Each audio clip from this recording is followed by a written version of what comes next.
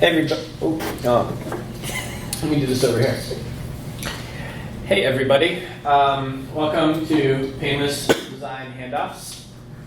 I'm Mike Herchel. I'm a senior front-end developer at Lullabot. I like being outdoors, fast websites. And I am a senior UX designer. I'm currently from Buffalo, New York. I traveled here to that. And I also like the outdoors. I also like gardening and bonfires and all things good. Yeah. So we both of us work for Lullabot. Lullabot is a design, development, and strategy company.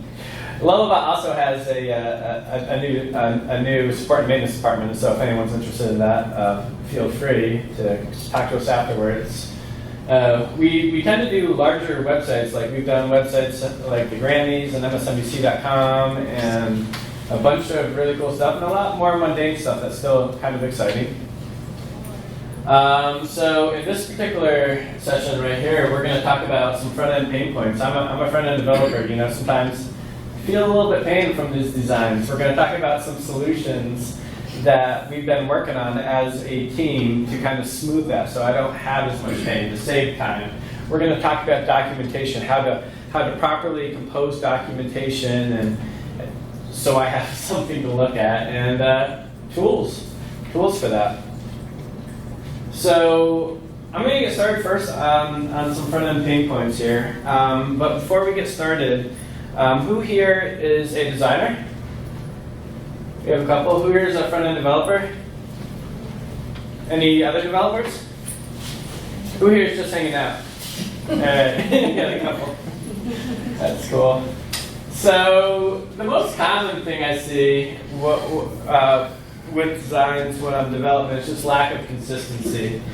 So what you see on the right-hand side over here is there's a font size that does not match with the documentation. You know, so this is kind of an envision comp to the right, and this is documentation to the left.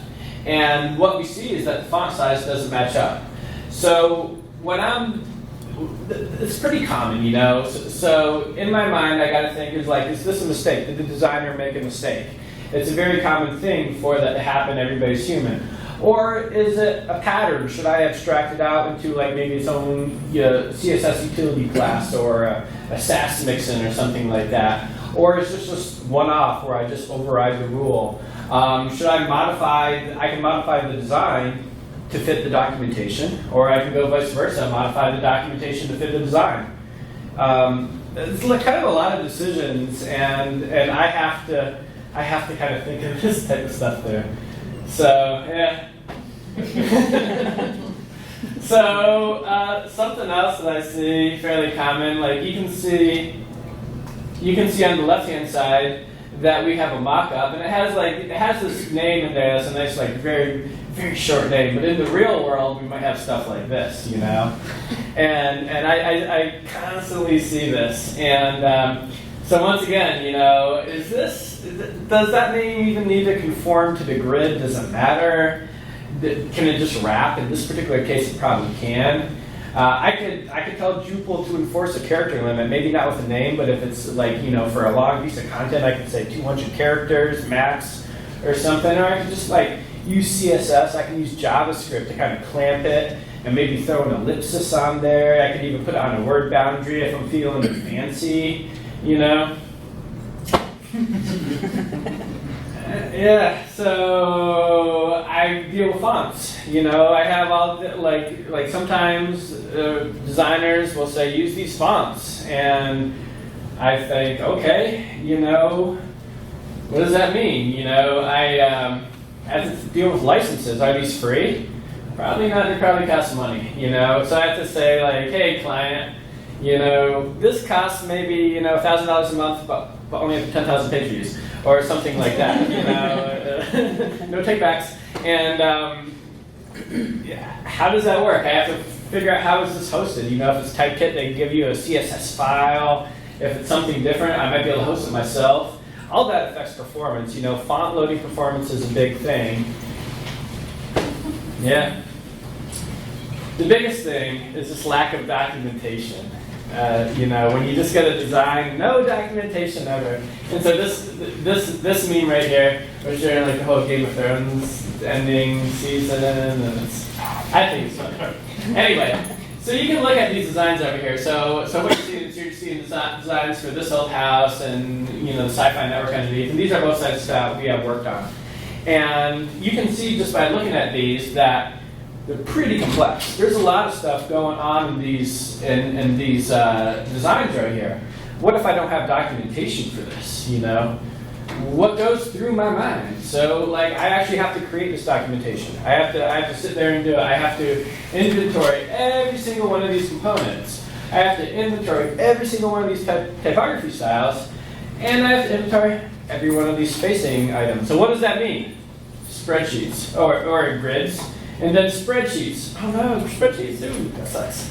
And at the end of it, this is like me. That's me working with spreadsheets on a daily basis. So, Mike, I was just curious, how long, if there was no documentation, how long does it typically take you to create documentation? That's a great question, Jen. How long does it take me to create documentation? For like a small, like very minor site, I would say minimum of a day, probably a couple days. For a larger site, similar to what I just showed you, several days minimum up to a week. And I can also guarantee I'm not going to get it right on the first time. Like I am going to inventory stuff and miss something. I'm going to inventory this and get something wrong. And that's going to bite me in the butt later, and I'm going to have to go back and refactor everything. So yeah.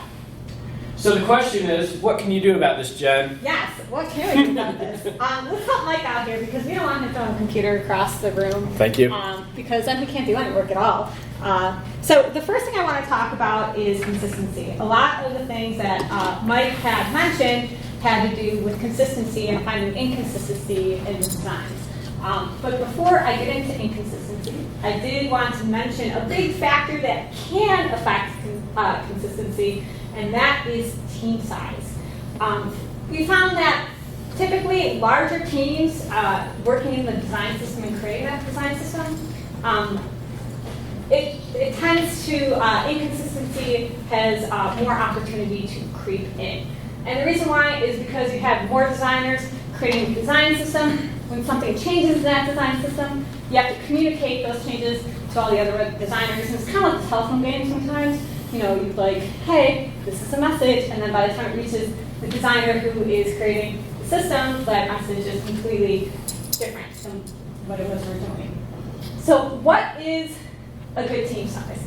Well, it depends on the project. It also depends on the team. But I found this quote by Jeff Bezos, which I find kind of ironic because if you don't know who he is, he's the founder of Amazon, which is gigantic. But he said, if a team cannot be fed by 2 pizzas, then the team is too large. So you may want to take that for inspiration when you're trying to figure out, what team size works for you and the project that you're working on. I can say that at Lullabot, we have been experimenting with trying to find the nice sweet spot when it comes to the team size, when it comes to our design team. And what we found is basically 1.5 to 2 designers works pretty well when it comes to building out a design system for medium-sized projects. And the reason why is because you have less designers creating that design system. We have more opportunity for consistency to actually take place. And we're also able to work much quicker as a design team itself. So let's talk a little bit about consistency. We're going to talk about naming systems. So Jared Ponchot had talked a little bit about design systems overall. I'm going to talk a little bit about the granular stuff. But naming systems, we're going to talk a little bit about setting up grid systems, type systems, and then finally, once you have those systems set up, what is the best way to share those systems, right? Because you have other designers on the team, you have to share them with developers on the team, and you also probably have to share them with the client eventually. So naming systems. What is in a naming system? There's lots of things that you have to name. You have to name typography. You have to name colors. You have to name components that appear in the design itself. And all of these should have a consistent naming system that both the front-end developer, the client, and everybody who's working on the team, that everybody is clear about. Because when you are especially doing design reviews and you're calling things a tout or a hero, the client may not know what you're talking about. So it's good to also involve them and inform them of what that naming system is. So, I think naming things is hard. It can be very difficult to name things. If you find it easy, if you've been setting up a design system and have a way of very easily naming things, please come see me afterwards because I'd love to know your process. But the reason why I mention this is because it can be a little bit more difficult than you think it may be, especially if you've never come up with a naming system before. So you might want to budget a little bit of time for it, maybe like half a day. Make sure that the people who need to be involved in the naming system are available and are included. How do you name things? Well, you can name things according to where they appear on the page or what they do on a page. Our design team has recently experimented with using BEM for inspiration when it comes to naming things in the design system. And if you aren't familiar with BEM, it's basically a naming methodology that front-end developers use when they are creating reusable components. And Mike, I don't know if you wanted to talk a little bit more about that or Sure. further explanation? Yeah, so BEM stands for Block Element Modifier, and it's basically a way to describe the component, describe elements under the components, and describe any type of modification. So, like, say if you have like, you know, a big old search form, you know, your component might be called, you know, search dash form, and then you would separate that by underscores, and you know, search form input, and then if you have like different variations of that, like say like a pink one, you would put dash dash pink at the end. And that's just a way to do CSS, but you're not doing exactly with underscores and everything for design, are you? No, no. So what we basically, as an example here, I have a button dash primary dash blue. So we have the button, it's a primary button, and it's going to be the blue primary button. Where if we had a yellow primary button, it would be button dash primary dash yellow. And that's how we would name it. So again, that may be overkill for smaller projects. It may work well for larger projects. Our team is still experimenting with that. We were just trying to figure out a way that we can start naming things in a consistent way.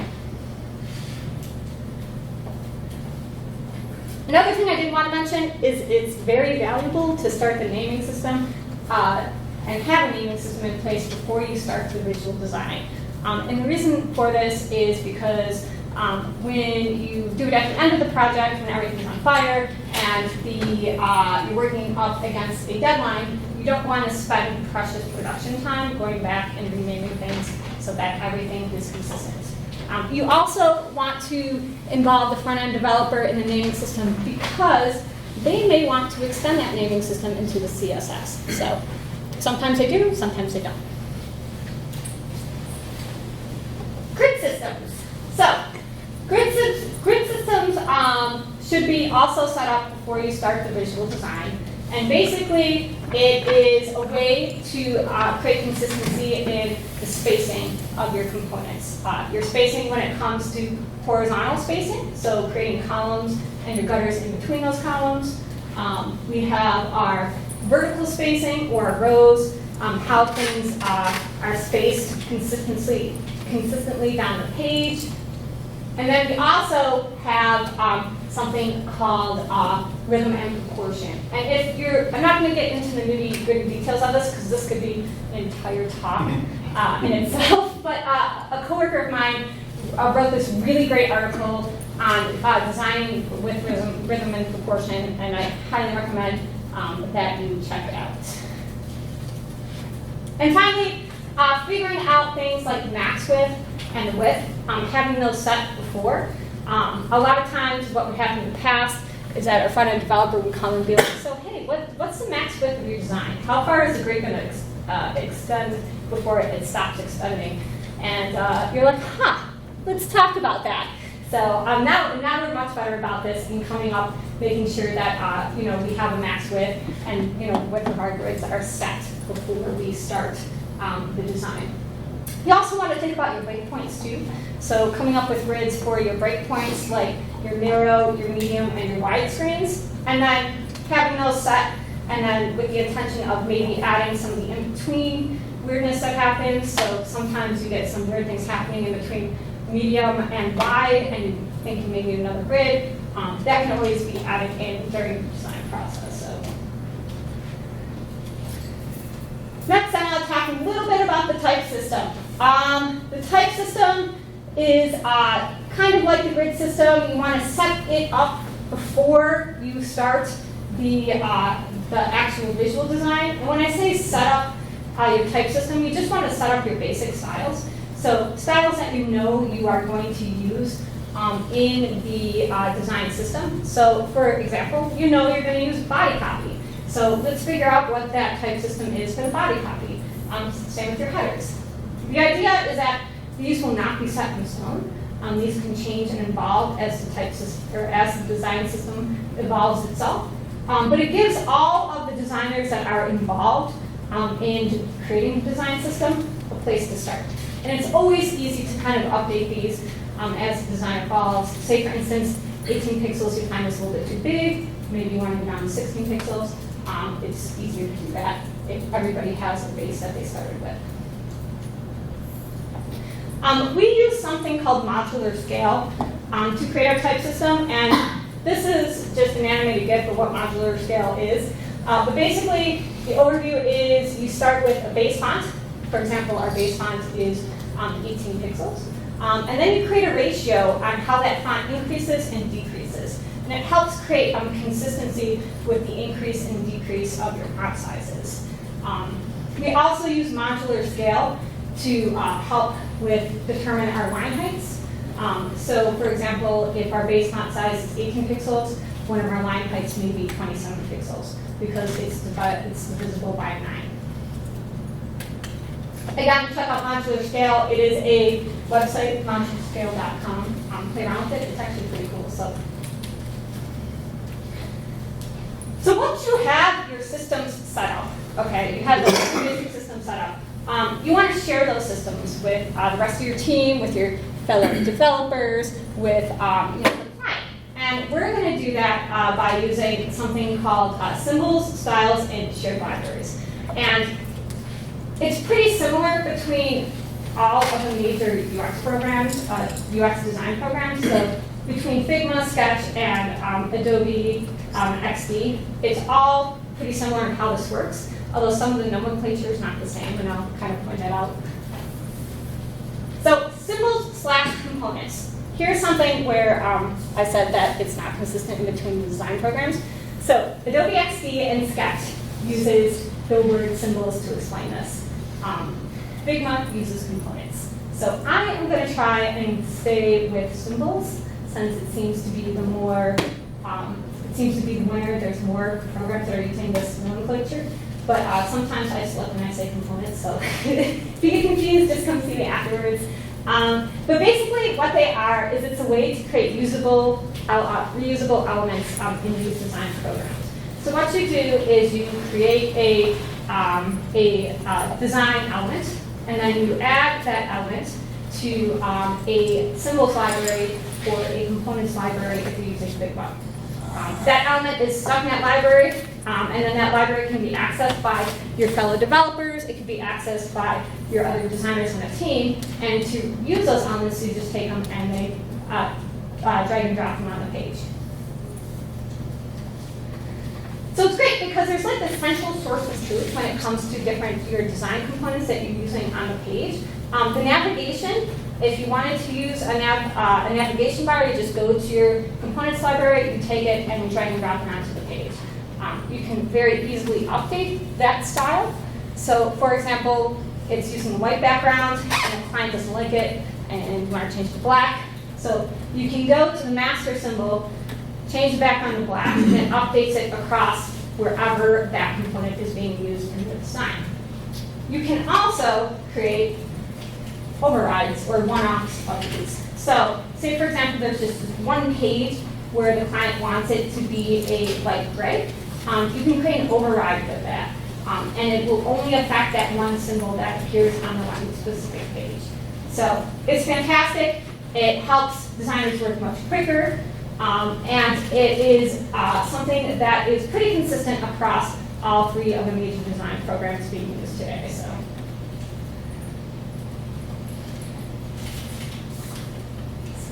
here's a video. Oh, I actually want to pass the video. See, this is why we use the back button, Mike.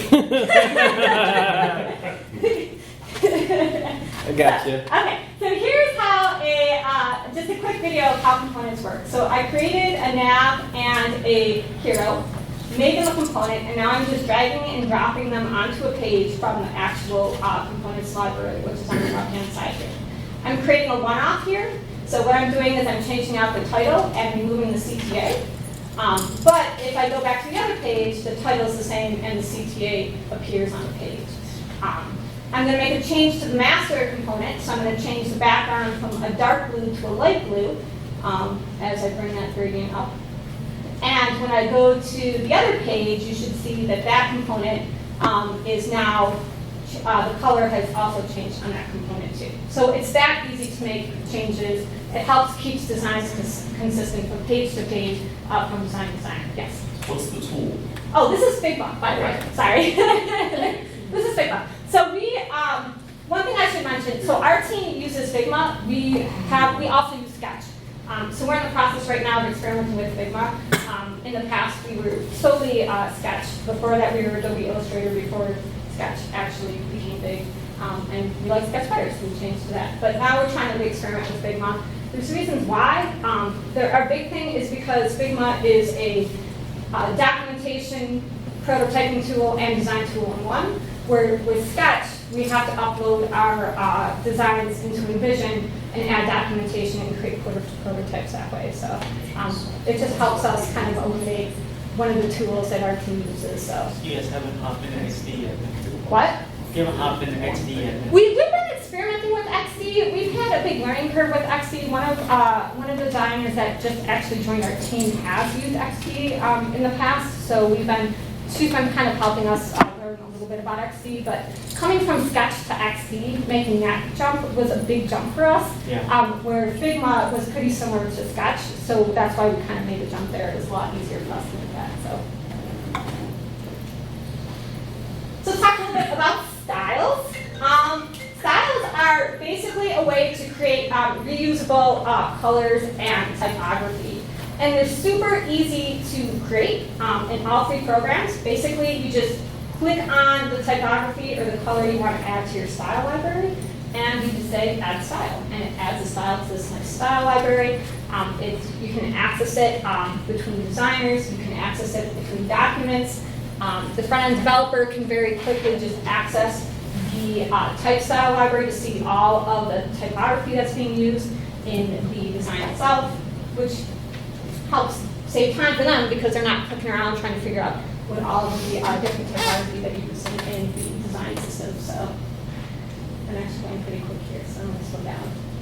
So once you have your style set up, you have all your systems set up. All three programs have something called shared libraries. And basically, it's a way to share those styles and those systems and across teams, across with the client, and to the front-end developer. So you can share it with your fellow designers. You can share it across documents, like I mentioned. So what's nice is that if you create a brand new document in Figma or Sketch for Adobe, you can access that library and bring in all the colors, all the components and symbols, and all the typography that is in that library. Unfortunately, it is only program specific, so you can't create a library in Sketch and share it in Figma. That would be fantastic if that would work, but I understand why they don't do that. So you can share it with developers, which we will at the very end of the project when we actually hand off to the developers. If you want to, you can even share it with mom. And this is a photo of my mom during Halloween. She would actually have a giant fit if she knows this photo, so she never sees this video. So I can't see the resemblance. I know. I even forgot what she dressed up as. So here's just a little video of how shared libraries works in Figma. It's pretty similar between Sketch and Adobe XD2. So you have your components. So we have the navigation and the hero that we added to our library, and we're just going to publish that library. And Figma allows you to add little updates on what changed in the library before you actually publish them, so other designers know what changed in the library. So now that library is published, I went to a new document, and I'm going to turn that library on. And now that library is on, I have access to those components, so I can just take them and drag and drop them onto the page. And what I'm going to do now is I'm going to go back to my master component, and I am just going to change out the background color here. I'm going to change it from a dark blue to light blue. You notice I get a little notification here on the right-hand side that says, hey, changes were made. Do you want to publish them? And I'm going to say, yep, I want to publish them. And I'm going to leave a little note on what actually changed there. And I'm going to click publish. And now I'm going to go over to my other document. And I get a notification that says, hey, changes were made to your library. Do you want an update? I'm going to click update. And it automatically changed the background of my component. So as you can see here, as things evolve in the design system and things change, it's very easy to keep those changes consistent from page to page. So once you have everything set up, you're not quite done yet. It's every designer's favorite thing is to create documentation. Because I know it's Mike's favorite thing to do. So what should you document? Well, Style Guide is a good place to start. The Style Guide is kind of like the Holy Bible when it comes to the design system, and I'll talk a little bit more about that. You want to document any patterns, and these are going to be changes with your components. So different ways that your components can look on different pages, what may change if it's color typography. And then finally, you need to document functionality, because the front-end developer does not know the fancy hover effect that you want to happen on a button just by telepathically reading your mind. It's got to be documented somewhere, because otherwise he's going to come up with his own thing, and then he's going to come back to you and be like, how about this? And you're like, oh, wait a minute. So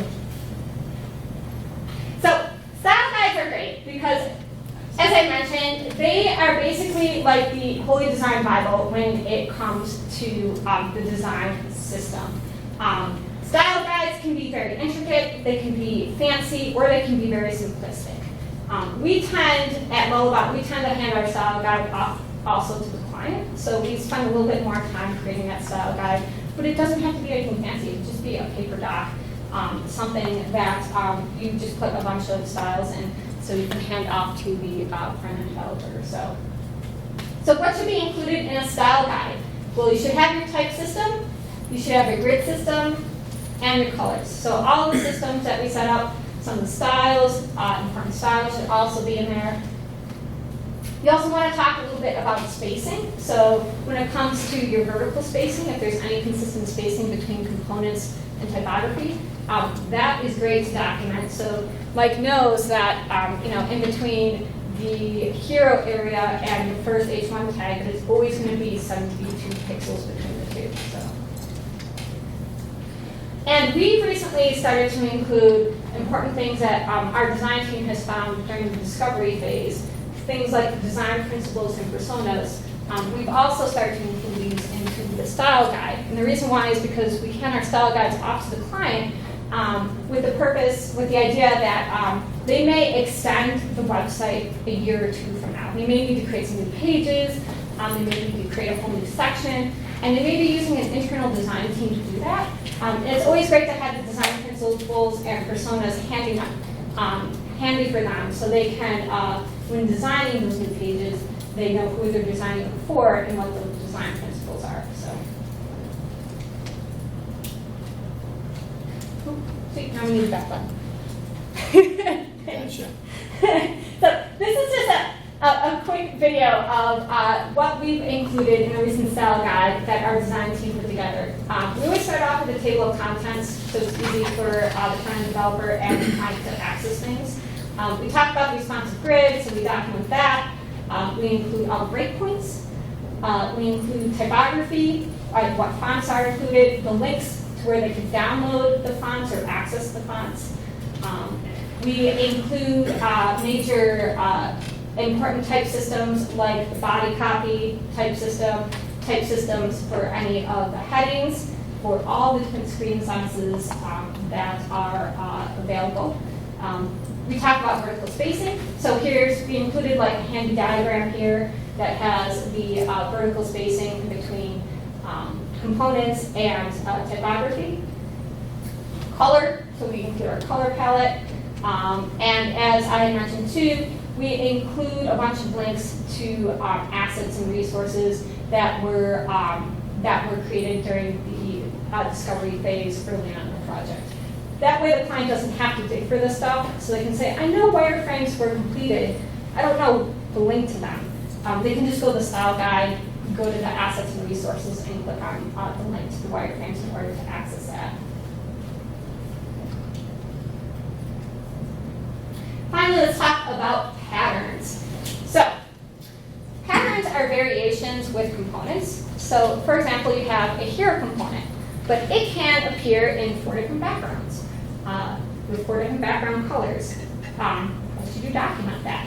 So, you would document that in a patterns doc, and I'll show you an example of how we approach this with our design team.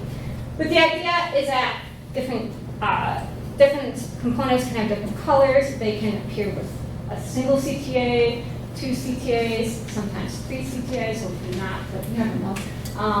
And then typography. Does the typography change from component to component depending on what page that they appear on? So I'm just going to show you a brief example here of what we do with Lullabot. We have all of our components kind of laid out here, and then we have our patterns. So this is our pattern for our hero. It appears with 1 CTA, 2 CTAs, and no CTAs. 2 different background colors, and in the screen sizes that it appears on. So that is just a super simple way.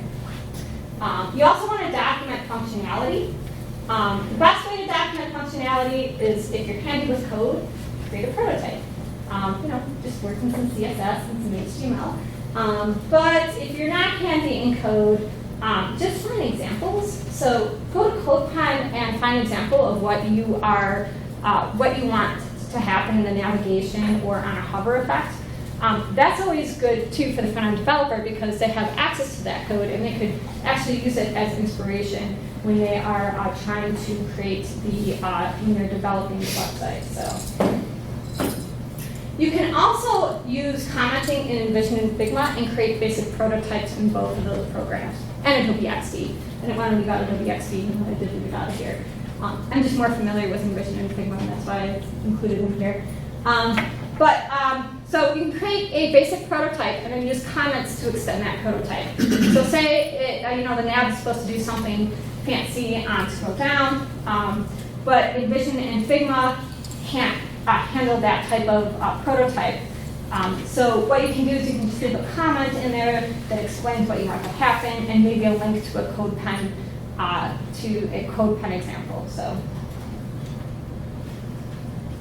and finally, you can also create a functionality spec document, and that is something that you see in this example here. It's basically the more traditional way to document functionality. So you have the design, and then the design has numbers associated with it. And those numbers are associated with a spreadsheet that documents the functionality for those specific numbers. So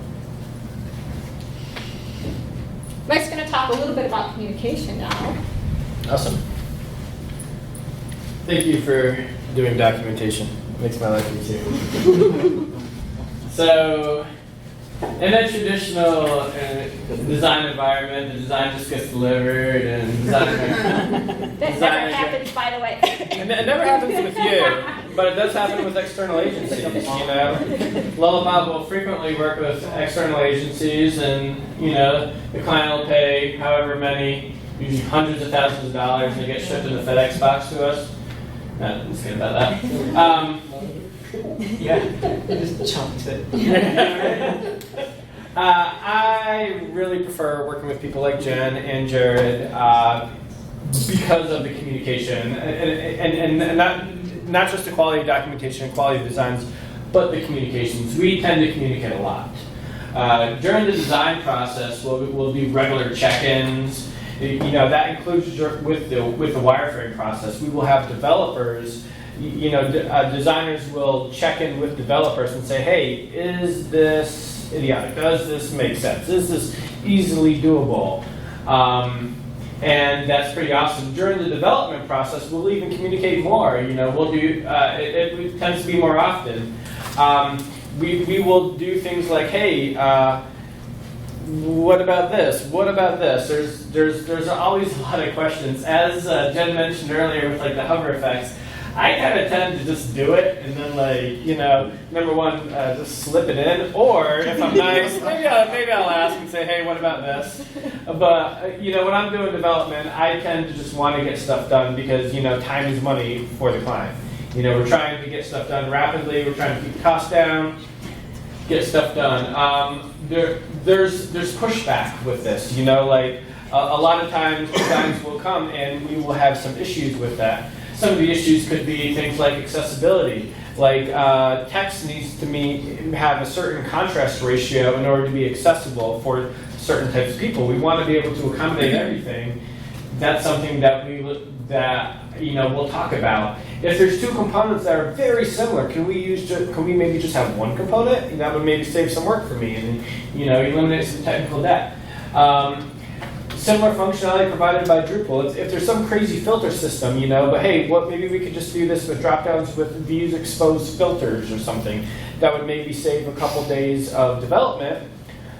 But then again, it might not. Maybe that crazy filter system is important, but it's something. Stuff like this is brought up, and there could be something like a minor design element that impact timeline. Something that is. I can't even think of anything on the top of my head, but just something that doesn't affect the core functionality, but it might take a lot of development hours. We'll say, "Hey, can we maybe throw this onto the backlog and deprioritize this and see where our hours are at later?" Those are situations where we'll push back, and it's usually pretty cool to do that. You want to talk a little bit about tools? Yeah, so let's talk about tools that can help ease the front end / handoff.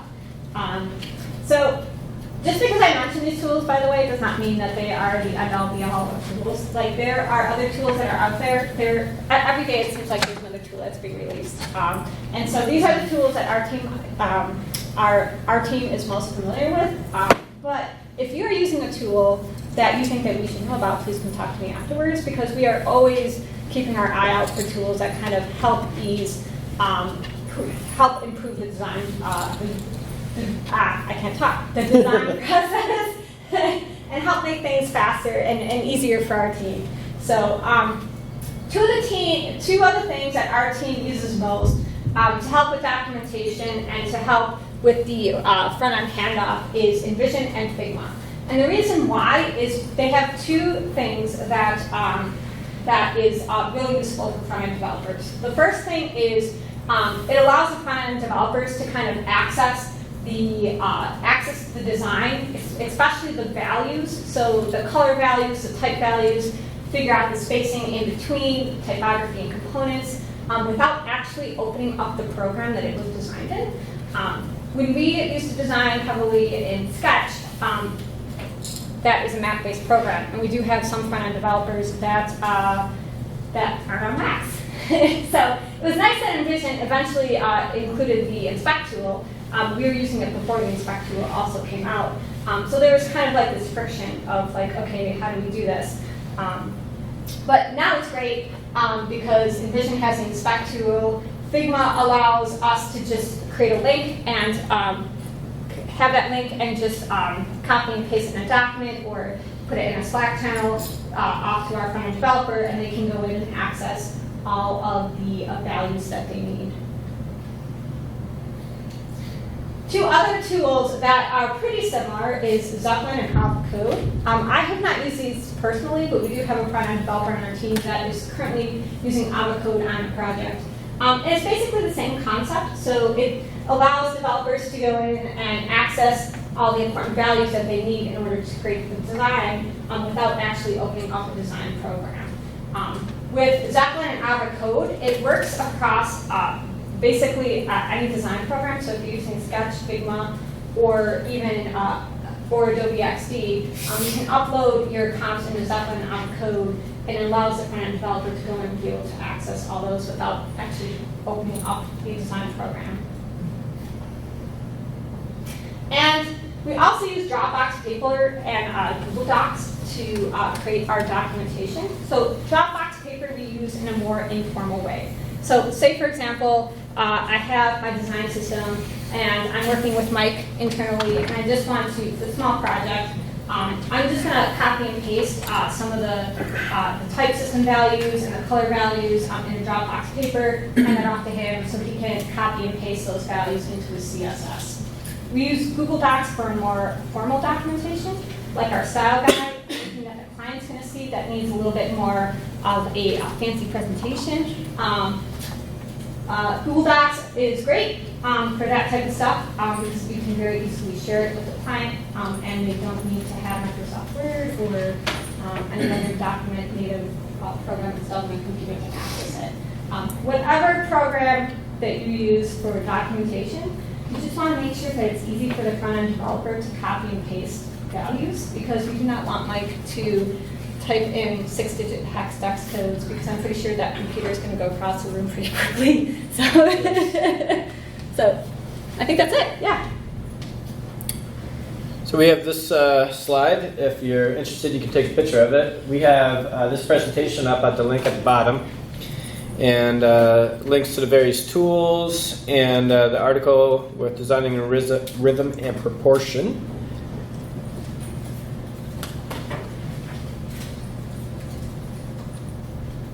Jeez. Oh, wait, I'm going back. He's going back. Oh, Sorry. oh my I'm gosh. awful. I'm sorry. That was too quick. I'm being trigger happy with the clicker here. Yeah. Yeah, and so that's us right there. Questions? After you create the design system in Figma and you export it to something like Zeppelin, does it also export the actual system, like the type library and all of that? So there is a way. So I know in Avocode there's a way to very quickly. So what it does, it takes all the colors and all the typography, and it creates this nice, neat. I don't know what's called, like document or page. It's a way that you can very quickly access all the colors, very quickly access all of the typography.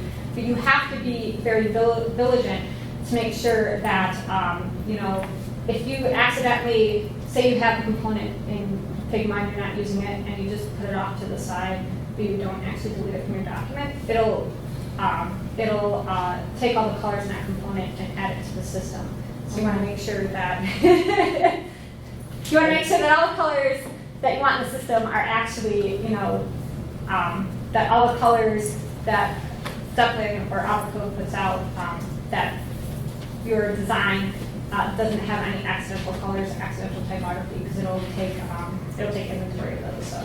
And you don't need you don't need those tools as much with Figma. At all with Figma. Figma is web-based, so you can access it from Linux computers.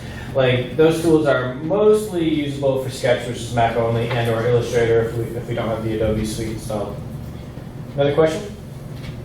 Do you have example style guides that we could use as a model for developing our own style guide? That's a good question. We probably should, but I don't think. Do we have anything example?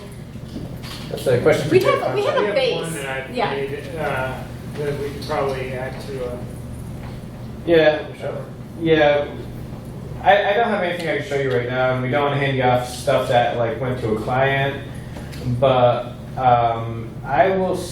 I'll check with you and tweet it out with the Drupal Asheville hashtag or something, or we can. Or we can trade just add it emails. to the presentation at the end too, just Okay. to link to it, because it's a Google Doc. I'm assuming. Also, another thing is, Are these open source programs that you mentioned for No. tools, or are there any open source? I don't know of any open source tools that do the same thing as these. I mean, there's tools, of course, like GIMP and stuff, but for like component design and stuff like that, I don't think that they come close.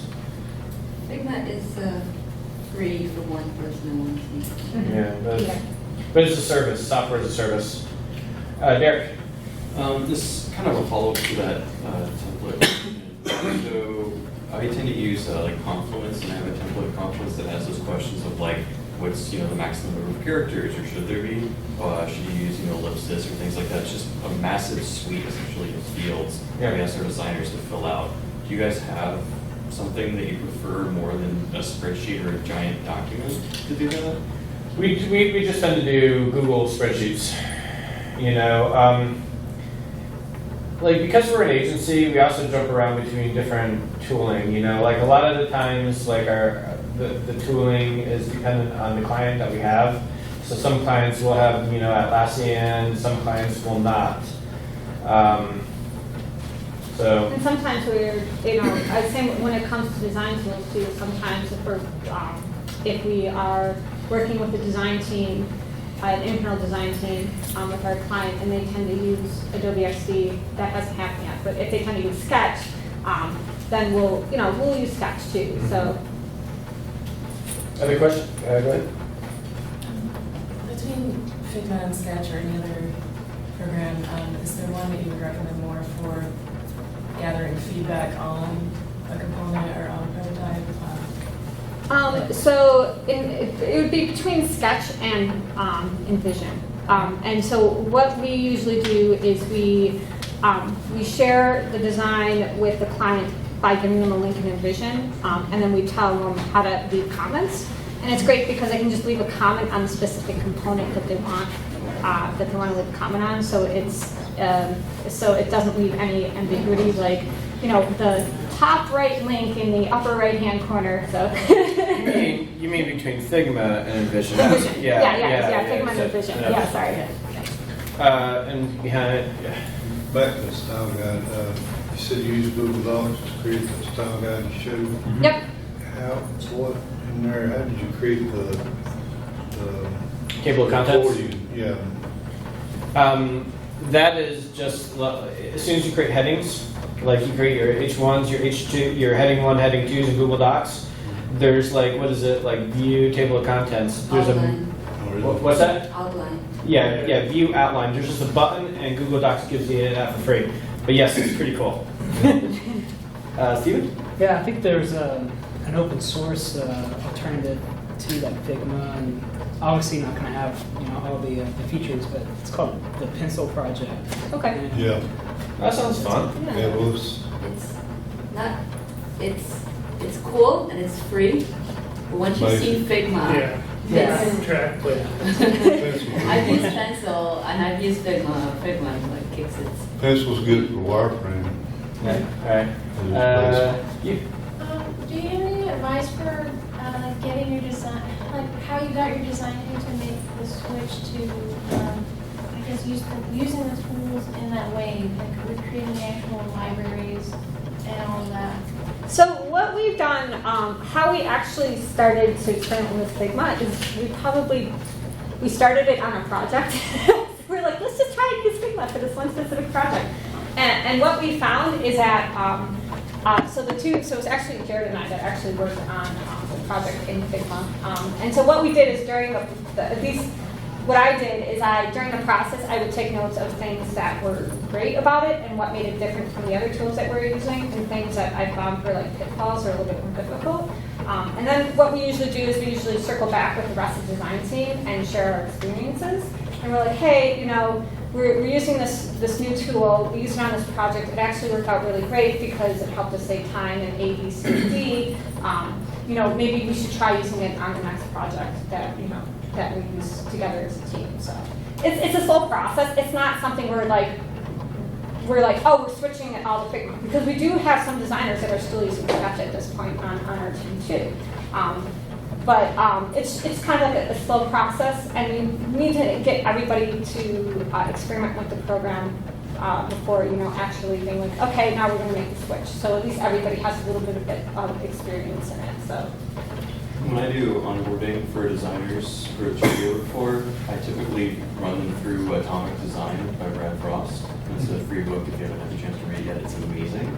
And then once they've kind of absorbed that information, I take them to Figma or Sketch, whatever they're comfortable with, and show them how those concepts relate, and they're like, oh my god, I get it. So definitely check out Atomic Design. One more question in the back. So I'm sure this might be per project. Oh, Atomic Design. Sorry. You- I'm sure this is might be per project, but like, do you guys plan and estimate like all the documentation time? And like, how much time do you guys generally spend? We do. So we usually try and spend the last week going through and documenting everything. So we try and document things as we go through, but we usually reserve the last week of our of the project to actually make sure that we have our style guide set up and it's in a good spot, that our design system is in a good spot, and all the documentation is needed for all the functionality. So usually, so if we think it's going to take us, 4 weeks to design something, we tack on an extra week and say it's going to take us 5 weeks because of documentation. So. All right, well, thanks, everybody. Do y'all create style guides for your website? For our website? For the website, for clients? Uh, Like a pattern guide or something like for our design projects, yeah. that? I mean, not for the design, I mean, to actually put on the website for the client. It depends on the client, but like, On a couple. yeah, we'll use tools like Pattern Lab and stuff like that pretty regularly, yeah. You use the Asheville? I'm sorry? Asheville? Command line to Asheville. No. It's pretty cool. Command line to we'll build a style guide. Check it out. All right, well, you can talk to me afterwards. Thanks, everybody. Thank you.